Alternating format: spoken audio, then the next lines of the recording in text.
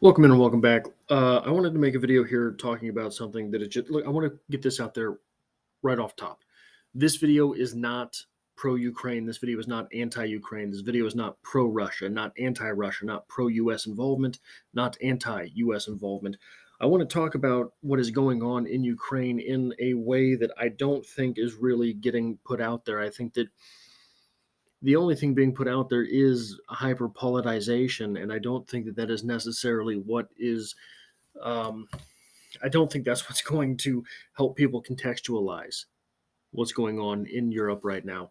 And it might not just be a European problem forever, right? This is an escalation of events. This is a series of events that it very well could spill over onto the world stage. And I want to do this with some numbers here. I want to do this with some numbers because I think that this gives us a little bit of perspective. This makes what is going on a little bit more real. And I think what's going to jump out real quick is, hey, these are Russian numbers.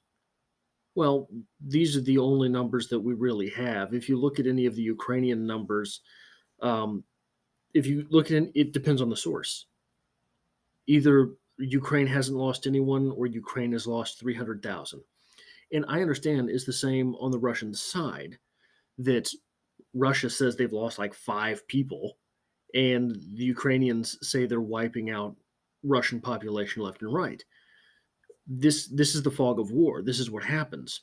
These are the numbers I'm going to use because these are the only numbers that I have that are somewhere in the middle of things. But it doesn't really matter if I'm talking about Ukrainian lives or Russian lives. And the reason it doesn't, I know it's very easy to say Ukraine started this thing or Russia started this thing. Of course, the Russian people didn't. Putin did, right?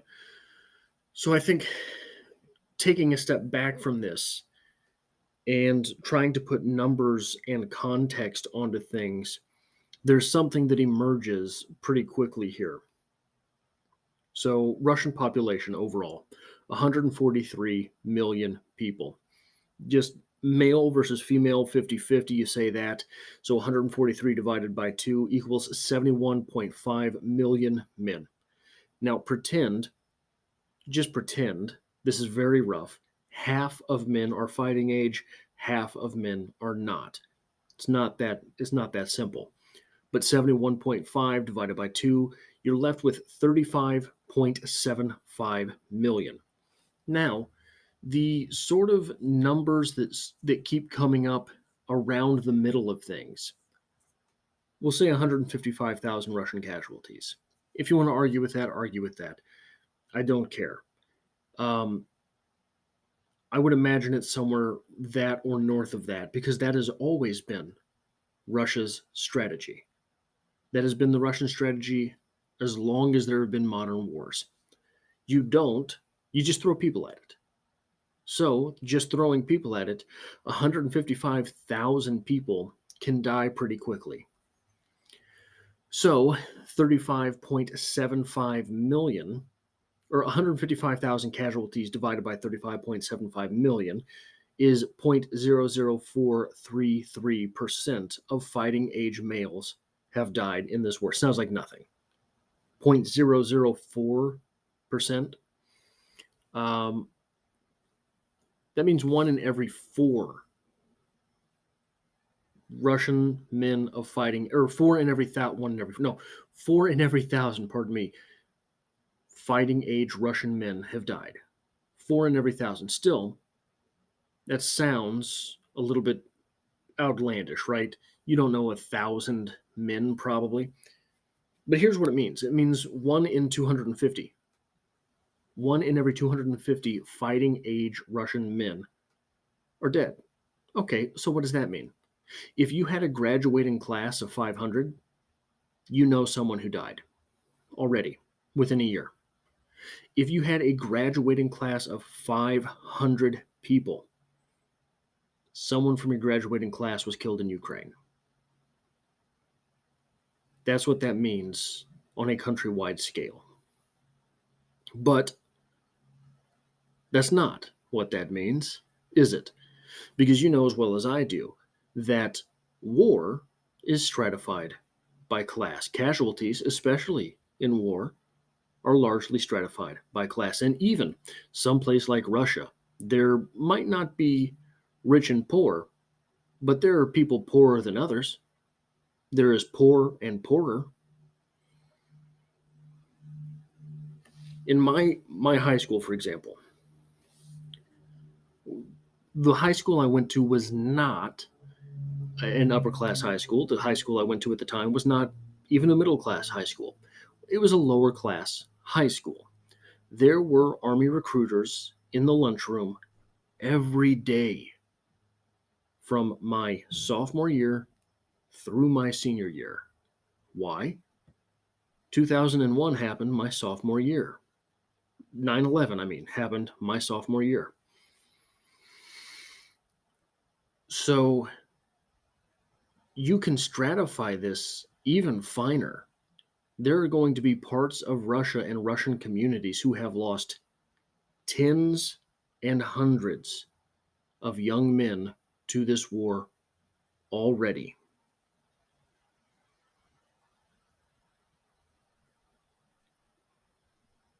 Now, in an attempt to humanize these numbers, ironically, I am going to try to talk about the least humanizing thing that any of us can think of, and that's GDP, right?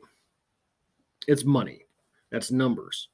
But it's a way to verbalize sort of what is going on, a way to verbalize, to put numbers into what is happening in Russia with this. And again, not to sympathize with Putin. It's not what I'm doing. Putin is not fighting, is he? So when you look at these numbers, the Russian GDP is $1.779 trillion per year. Just keep that in the back of your mind, which means that the Russian GDP per capita, we looked at the population up here, is $12,195. Just a little bit of context on that, just to compare it with the rest of the world. When you think of poor countries, a lot of times the idea of China will come to mind because of the disparity between the population and where the wealth lies. But GDP in China, GDP per capita, is 12,556. Every person in China, every person, when you think of the poor in China, that is a destitute type of, and that is a destitute life, to be the poor of the poor in China. The poor of the poor in China per capita is, GDP per capita is 12,556 versus 12,195. That is a $400 per person difference. So when you're talking about the actual wealth disparity between people, allow me just a few minutes here to do this. 400 divided by 12,195, you're looking at 3.2% more destitute per person in China or in Russia than China. When you want to compare it to our lives, or I'm assuming most of you live in the United States. USA GDP per capita, 70,249. So 12,195 divided by 70,249. The Russians are living on 17.35% of the wealth that on which Americans live. Okay, that is how poor Russia is. That is how poor the people of Russia are, and it's even worse than that. Because of this right here, an incredible amount of that goes straight into Putin's coffers. Anybody who knows anything about the kleptocracy that is Russia knows that an insane amount of that goes directly to him.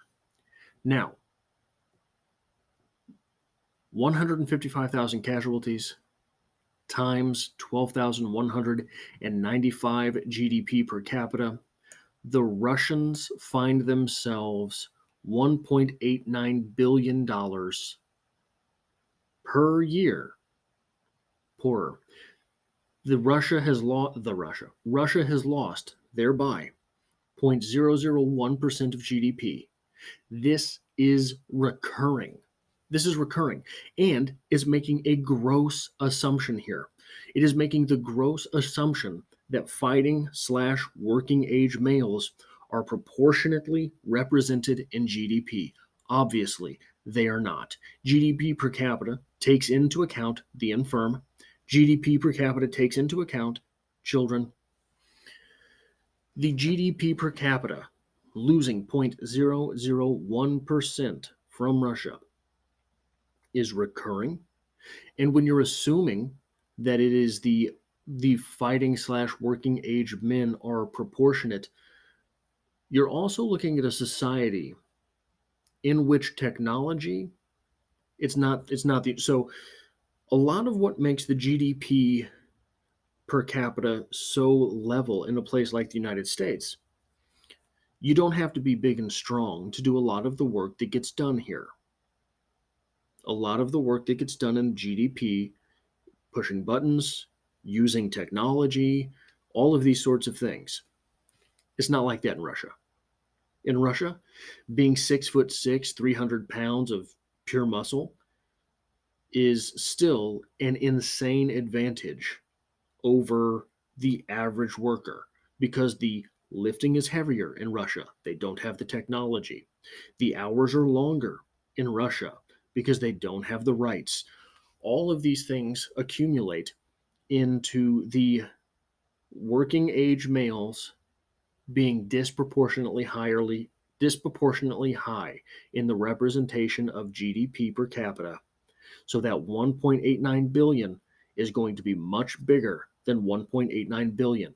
And that is every year. It is recurring. And that number, that 155,000 casualties, is ever growing.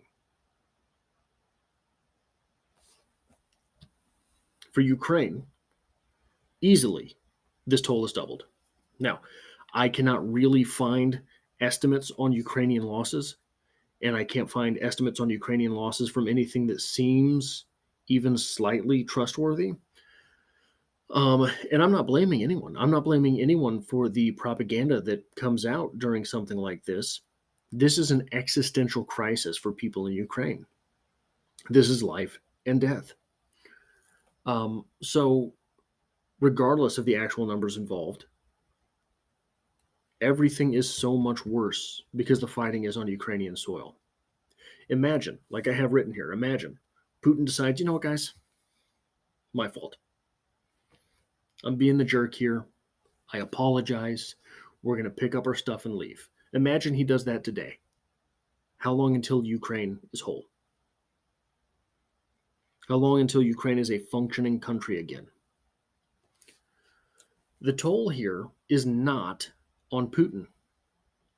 It isn't Biden's approval rating. It isn't even the seconds ticking towards midnight on the doomsday clock. The toll here, for whom Ukraine tolls, is the people. It's always the people. The real losers here, regardless of outcome, are the people that live in these affected areas. Obviously, right? But pay attention to the national discussion. Pay attention to the international discussion. This is not brought up. Even when you look, so Putin's not fighting this war. I don't know how many of the people who are fighting in Ukraine on the Russian side that you believe want to be there. I don't believe it's very many. What happens is you are told, okay, comrade, you get to fight in Ukraine. You get the great honor of fighting for Mother Russia. Wouldn't you like that at the barrel of a gun? You want to die now, or do you want to take your chances in Ukraine. And we have the audacity here to sort of imagine that something like this is good guys versus bad guys. When I guarantee you, even on the Russian side of things, it's not the bad guys fighting the war. It's guys who are pulled out of their communities and put on the front lines, especially at this point. Especially at this point. So I just wanted to take a few minutes and try to put context into the situation through numbers that maybe help things make more sense. That is all I have for this. If you want to stick around for more videos like this, hitting the subscribe button will keep you here. If you hit the bell icon, it lets YouTube know that you want to know when I upload a video. And if you want to help me out here with what I'm doing, hitting that like button does the trick. I hope to see you for the next video.